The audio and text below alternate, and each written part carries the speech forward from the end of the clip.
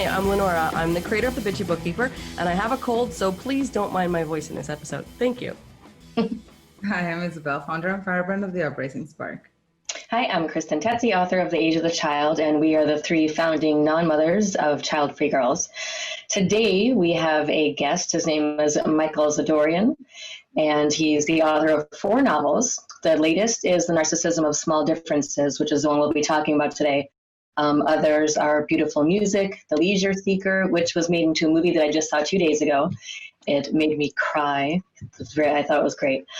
And Second Hand, and a short story collection, The Lost Tiki Palaces of Detroit. Michael is here today because in The Narcissism of Small Differences, he has a child-free couple as the center, the core of the story. But as for what the rest of the book is about, I like it when authors tell us what their books are about. So Michael, introduce yourself and your book in whatever way you would like. Okay, hi, I'm Michael Zadoorian here just outside of Detroit, Michigan. And as you said, my book is The Narcissism of Small Differences. I should be holding up a copy now, and I'm not prepared. But it is, at the heart of it, is the story of a couple, Joe and Anna. And yeah, they're totally child-free. They're not married. They've kind of been together for a long time, I think about 15 years as the book begins. And it's sort of a story of them getting to, as they approach their 40s, they start to kind of question the choices they've made in their life. Not the child-free choice. They're totally on board with that, and but other matters. And so in a lot of ways, the book is about like compromise and the things we do maybe to just sort of survive in the everyday world, the compromises we make sort of ethically with work or morally with our own actions, and really just the stuff we do just to survive everyday life too, and kind of about the people we become when those compromises, sort of take over and go a little bit beyond where they should be, maybe. But it's a funny book.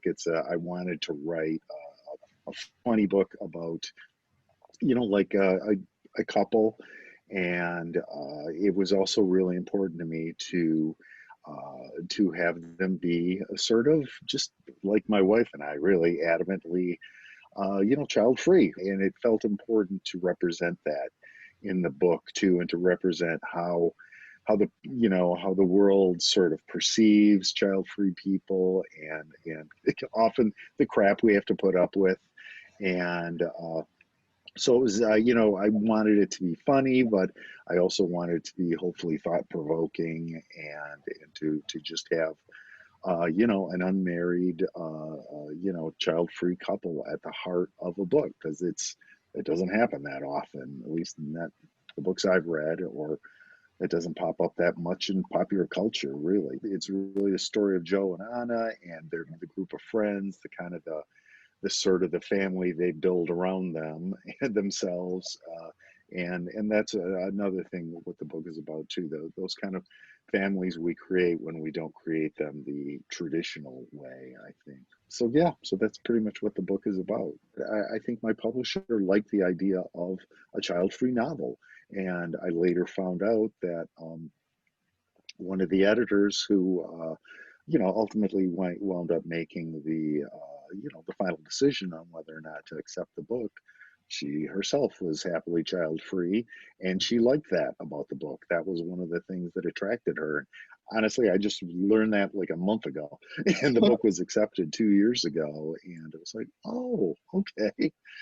So it was nice to hear that Kashuk is a big sort of independent publisher, but still adamantly independent. And so I think it was important to them to publish a book that had this particular perspective to it, and that was really nice to just find out.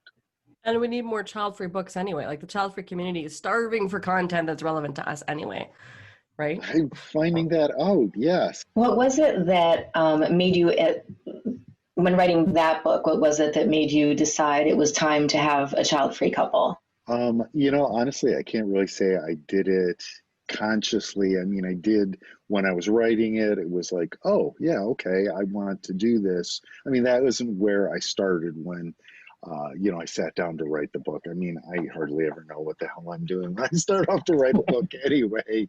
It's always just pretty much flying by the seat of my pants. But once I think Joe and Anna established themselves as this unmarried, child-free couple, it was just like, oh yeah, this is definitely what I want to write.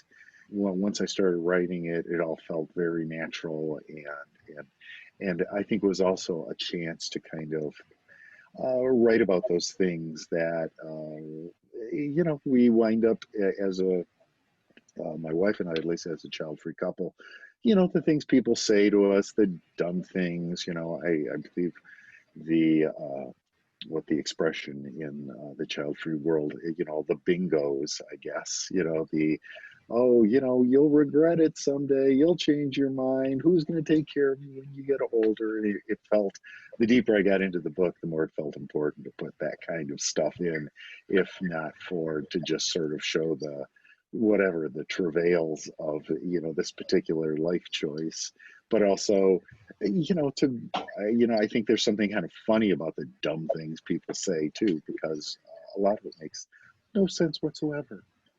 It's nice to see it like from a child-free perspective. It's really nice to see that in print, just reading the story, because I read a lot of books and it's rarely a character. It's only since I've started talking about being child-free myself that I've come across books that feature child-free characters or memoirs.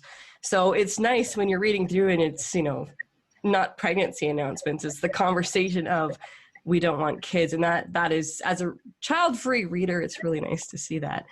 After I read the book, I was scrolling through comments just to see what people, like reviews, I guess, and not looking for anything specific, but I was curious if the actual child-free conversation would make its way into these comments, because I assume that most of the people who have read or reviewed the book are parents or are thinking about becoming parents. So I never saw anything specific.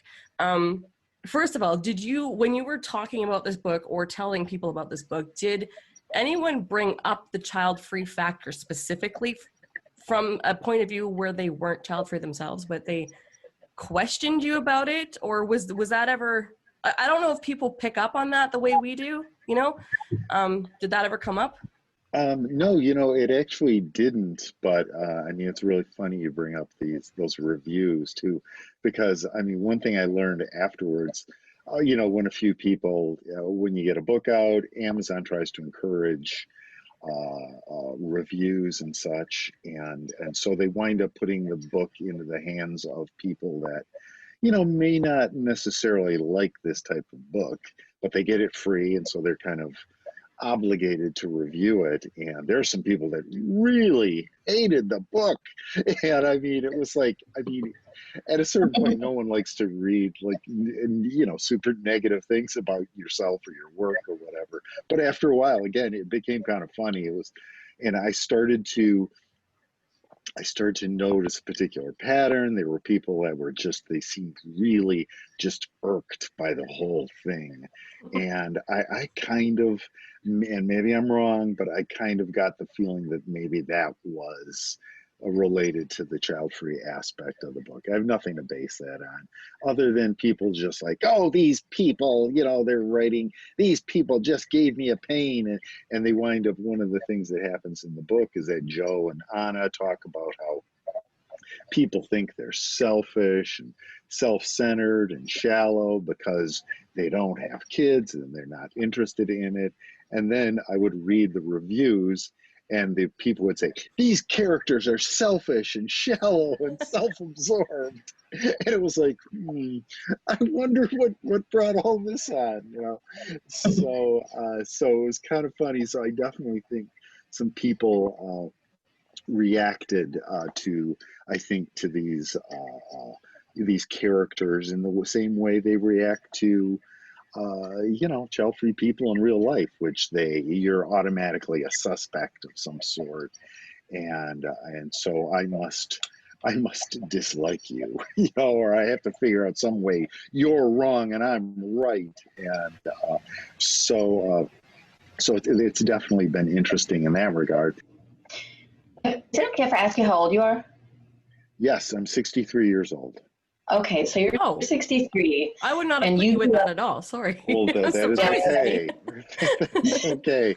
Yes, so it's Well, the reason I ask is because you spent pretty much your whole life in Michigan, right? exactly Detroit area. Okay.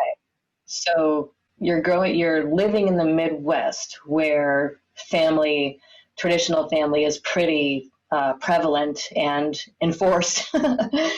Almost by law. Yeah. What was it like for you when you were younger, like pre-marriage, or let's just say like your late 20s, early 30s? Did you get a lot of pressure to get married, make babies? And then once you did get married, was there pressure to make babies, or did you get married a little bit older? So it was like, well, that ship sailed.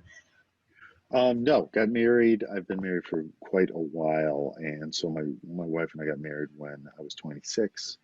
And so, yeah, but I mean, we had certainly had the talk long before that. We, you know, about, because, you know, it's a good thing to have. It's, again, it's not something What about you your can really parents? compromise on. You know, I think I was very fortunate in that my parents were, you know, just big advocates of like, you're an adult, you know, do whatever you want. You know, I mean, I can think of maybe one occasion where my mother was just sort of like, are you guys ever thinking of having kids?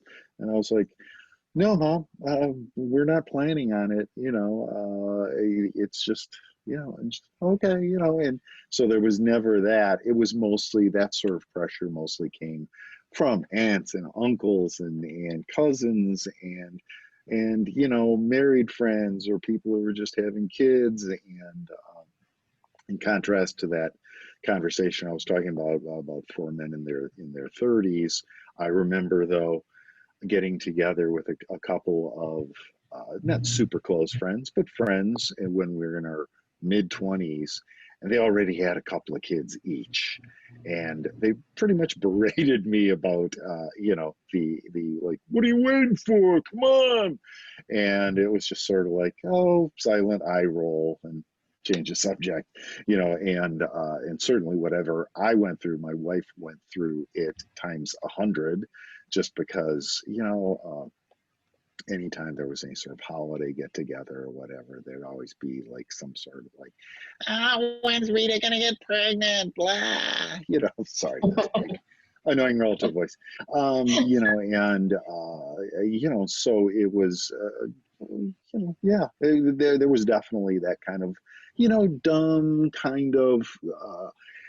You know, no one thinks what they're doing is out of line, or everyone thinks it's their business, and so that, you know, it was there most definitely, and but happily not so much from my parents, and I think maybe my grandmother was like, I'm sure we were probably married 6 months, and my grandmother was giving my mom grief about, when's Mike and Rita gonna have a baby? You know, and my mom, to her credit, I never heard any of that from my grandma. She was just like, they'll do what they're gonna do, Ma.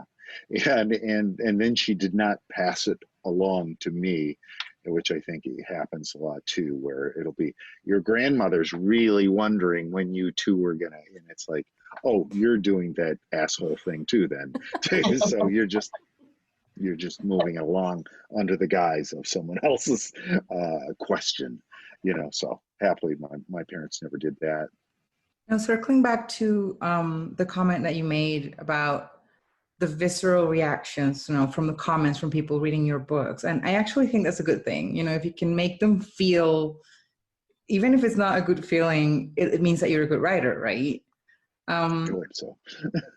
But I was wondering, because, you know, you saw it in the comments regarding this book, you know, they are selfish, they are self-absorbed, blah, blah, blah. This is the kind of comments that we get as childhood people on a daily basis. Mostly, in my case, from people that I don't know. It's not even my family. It's like people, strangers, basically. So I was wondering, in your specific case, I'm sure you've gotten bingoed by strangers as well. How do you respond to those bingos? Of course, after you get to, you would know this, but after you get to a certain age, happily, that just ends because, you're all, both of you are, that's not going to happen. No matter what age you are, if you're an adult, someone's going to ask you regularly, do you have kids? And, Or grandkids after a certain age. yeah, or grandkids or anything like that. Yes, no matter what. And I think for a lot of people, it's just a way in, a conversational, it's like talking about the weather, I think. But even still, nowadays, somebody will be like, so do you guys have kids? And it's like, nope. I always just try to be, I'm always like just super cheery about it. And I'm like, no, and just to kind of like give off as many sort of signals like, nope. And it's like, do you want to continue this conversation? And generally they don't. They seem to get the message. But I did get annoyed with someone once. They were so persistent about it. I just lied to them and I just said, I acted all, this is horrible. I just acted really sad. And I said that I had a low sperm count. And that shut them up so fast, man. That just shut that conversation down so fast that I felt horrible for doing it. But it was quite effective. Well, Michael, we have to start getting ready to go. I really want to thank you for coming and for talking about your book and all of your child-free experiences. And before, is there anything you want to add about the book, or is there anything you really want people to know about it that we didn't cover, or is there something you really, really wish we would have asked you that we didn't? I can give you a discount code if people want, your listeners want to. They just have to put in, you have to buy it through Akashic Books, but if you put in Zadoorian 30, all caps and one word, they'll get a 30% discount. So fantastic. That's a nice Sounds thing. good. And they can get more information at my website, michaelzadoorian.com, and my name. It's the traditional spelling of Zadoorian. Zadoorian. Well, thank you so much for having me on, and it was really fun. Yes, it was. Thank you. All right, take care. Bye. See ya. You too. Bye. The question is one I think Michael might appreciate because it comes from the synopsis of his book. One of the questions within the synopsis is, does not having children make you one yourself? In the book, there's a little bit more context with that. It's, does it make you less mature? Does it make you less grown up? Does it mean you're shirking responsibility? I mean, this character is still wearing, sneakers and Doc Martens or stuff that you might wear when you're 20. So what do you think of that question and what's your answer? And that is it for this episode. We hope you had a fantastic time and we hope you will check out his book. The links are somewhere on this screen and he also gave them to you. You can email us your answer to the question or anything else you want to say at childfreegirls@gmail.com, which is open 24/7. You can also find us all over social media. We are at Childfree Girls on Facebook, on Twitter, and on Instagram, and even on Pinterest. Our website is childfreegirls.com, and we have our own book behind me. I just got that ordered today. We are on Amazon. Childfree Girls, Comfort Food for Thought, available in paperback and on Kindle. So go to Amazon, wherever you are in the world, they'll ship it to you. See ya. Bye. Bye. No, you say bye. No, you say bye. Oh my God, I'm leaving. You leave first. I'm going. Bye. Bye.